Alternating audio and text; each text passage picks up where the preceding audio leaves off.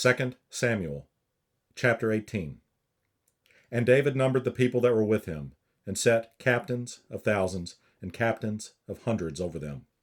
And David sent forth a third part of the people under the hand of Joab, and a third part under the hand of Abishai, the son of Zeruiah, Joab's brother, and a third part under the hand of Ittai the Gittite. And the king said unto the people, I will surely go forth with you myself also. But the people answered, Thou shalt not go forth, for if we flee away, they will not care for us, neither if half of us die, will they care for us. But now thou art worth 10,000 of us, therefore now it is better that thou secure us out of the city. And the king said unto them, What seemeth you best, I will do. And the king stood by the gate side, and all the people came out by hundreds and by thousands. And the king commanded Joab and Abishai and Ittai, saying, Deal gently for my sake with the young man, even with Absalom. And all the people heard when the king gave all the captains charge concerning Absalom. So the people went out into the field against Israel, and the battle was in the wood of Ephraim, where the people of Israel were slain before the servants of David. And there was a great slaughter that day of 20,000 men. For the battle was there scattered over the face of all the country, and the wood devoured more people that day than the sword devoured. And Absalom met the servants of David, and Absalom rode upon a mule, and the mule went under the thick boughs of a great oak, and his head caught hold of the oak, and he was taken up between the heaven and the earth, and the mule that was under him went away. And a certain man saw it, and told Joab, and said, Behold, I saw Absalom hanged in an oak.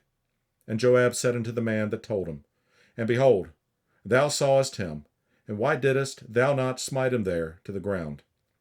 And I would have given thee 10 shekels of silver, and a girdle. And the man said unto Joab, Though I should receive 1,000 shekels of silver in mine hand, yet would I not put forth mine hand against the king's son. For in our hearing the king charged thee and Abishai and Ittai, saying, Beware that none touch the young man Absalom. Otherwise I should have wrought falsehood against mine own life. For there is no matter hid from the king, and thou thyself wouldest have set thyself against me. Then said Joab, I may not tarry thus with thee. And he took 3 darts in his hand, and thrust them through the heart of Absalom, while he was yet alive in the midst of the oak. And 10 young men that bare Joab's armor compassed about and smote Absalom, and slew him. And Joab blew the trumpet, and the people returned from pursuing after Israel, for Joab held back the people. And they took Absalom, and cast him into a great pit in the wood, and laid a very great heap of stones upon him, and all Israel fled every one to his tent. Now Absalom in his lifetime had taken and reared up for himself a pillar, which is in the king's dale, for he said, I have no son to keep my name in remembrance. And he called the pillar after his own name, and it is called unto this day Absalom's place. Then said Ahimaaz, the son of Zadok, Let me now run and bear the king tidings, how that the Lord hath avenged him of his enemies. And Joab said unto him, Thou shalt not bear tidings this day, but thou shalt bear tidings another day. But this day thou shalt bear no tidings, because the king's son is dead.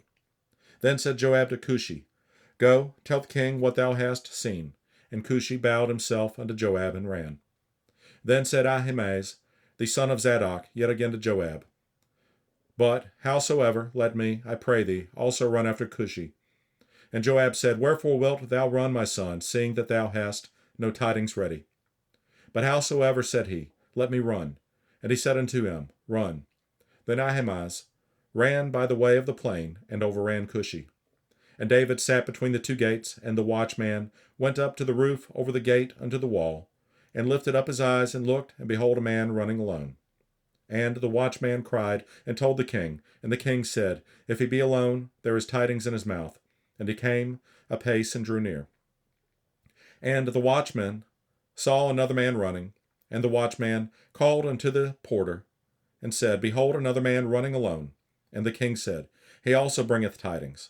And the watchman said, Me thinketh the running of the foremost is like the running of Ahimaaz, the son of Zadok, And the king said, He is a good man, and cometh with good tidings. And Ahimaaz called and said unto the king, All is well. And he fell down to the earth upon his face before the king, and said, Blessed be the Lord thy God, which hath delivered up the men that lifted up their hand against my lord the king. And the king said, Is the young man Absalom safe? And Ahimaaz answered, When Joab sent the king's servant, and me thy servant, I saw a great tumult, but I knew not what it was. And the king said unto him, Turn aside and stand here. And he turned aside and stood still. And behold, Cushi came, and Cushi said, Tidings, my lord the king, for the Lord hath avenged thee this day of all them that rose up against thee. And the king said unto Cushi, Is the young man Absalom safe? And Cushi answered, The enemies of my lord the king, and all that rise against thee to do thee hurt, be as that young man is. And the king was much moved, and went up to the chamber over the gate, and wept. And as he went, thus he said, O my son Absalom, my son Absalom, would God I had died for thee. O Absalom, my son, my son.